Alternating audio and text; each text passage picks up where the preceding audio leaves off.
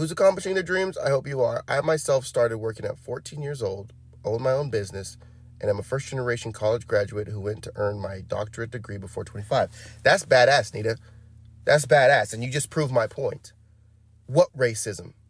What racism? I bet this wasn't easy. I bet this was quite difficult, but do you know what?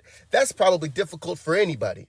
But the fact that you only have your life experiences, you're going to assume, oh, well, a white person achieved the same thing that I have, probably easier, therefore, hashtag racism. What you don't realize is you're living proof that we can do whatever we want if we set our minds to it. If we actually apply ourselves in the right things and not the wrong things, good things happen. If we actually decide we want to create a legacy for ourselves instead of just get by to the next day, we'll realize that something good will happen with us, right? But every single time we want to talk about this, you want to say, oh, no, I'm just the exception. I'm a special black person. I could figure out how to accomplish it, but the rest of the people that look like me aren't so smart.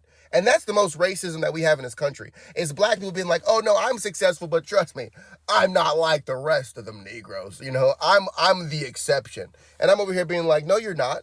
Every black person has the ability to be successful in the greatest country in America. And the craziest part is the successful black people are the ones telling other black people that they can't do it. Talk about becoming your own slave master.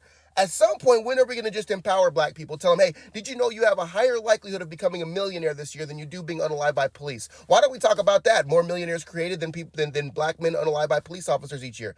But no one's spinning the narrative on their son saying, hey, little John, you have a higher likelihood of becoming a millionaire this year than you do being unalived by the police. But that's not the narrative in the black community. The narrative in the black community is, hey, little John, you got to watch out because it's a white man's world and you're going to have to do way more work to get the same results. And you're going to have to watch out for the police because they're racist. And by the way, the education system, and the judicial system, and the government, and the workforce, they're all racist against you and you're never going to be able to succeed without doing some special things, and usually only the exceptions can make something out of themselves. And we're like, yeah, that's going to promote growth in our culture. And then you're shocked when we end up in prison with drugstores on our corners.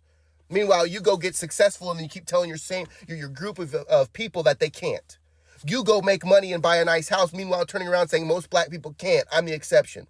The racism in our own culture is 10x what all other racism is out in this country. And I will go to the bank with that.